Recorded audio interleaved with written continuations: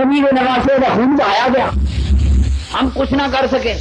بے گورو کفن لاشیں پڑی رہی، تیسرے دن بنو اسد والے آئے اور آخر انہوں نے مٹیاں ڈالی، ہم کچھ نہ کر سکے، درد رہا کوبے والوں کو اٹھے،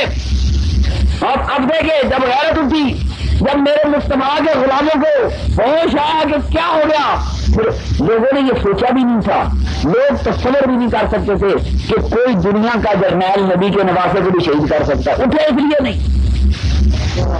اٹھے اس لیے نہیں کہ جس مسلمان نے 5 نمازیں پڑھی اور نماز ہوتی رہی جب تک یہ نہ کہے اللہم صلی علی محمد وعلی آل محمد، وہ اپنی ہاتھ سے آل محمد کو کیسے جمع کر سکتا ہے؟ کربلا میں بھی تو نماز کوفی لشکر پڑھ رہا ہوگا کہ نہیں؟ پھر کوفی لشکر میں نماز پڑھتے ہوئے کہا تو ہوگا اللہم صلی علی محمد وعلی آل محمد، شمر نے بھی کہا ہوگا، ابن زیاد نے بھی کہا ہوگا، اور یار دوستو بات سنو، آل محمد سامنے کھڑی تھی، آنکھوں پہ پردے پڑ گئے، لوگ سوچ ہی نہیں سکتے تھے کہ وہ آل محمد سے بھی ہاتھ لگا سکتا ہے۔ یہ فٹافٹ معاملہ جب کوفیوں نے طے کیا، لشکر یزید نے طے کیا، یہ خبر پھیلتی گئی، مدینے میں گئی، مدینے کے بڑے بھی آ رہے تھے،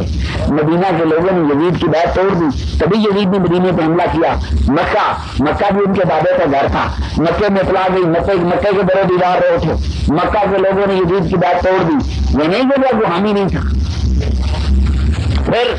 تیسری آواز کوفے ہی سے اٹھی، مختار سخی اٹھا، اس نے قسم کھائی کہ جب تک یزید کے لشکر کا، ابن زیاد کے لشکر کا ایک بھی بندہ زندہ ہے میں اس سے زندہ نہیں چھوڑوں گا۔ انہوں نے پھر پورے حساب لیے کہ لشکر میں کون کون شریک تھا، انہوں نے جنگل ابن زیاد ان کے مقابلے میں مارا گیا،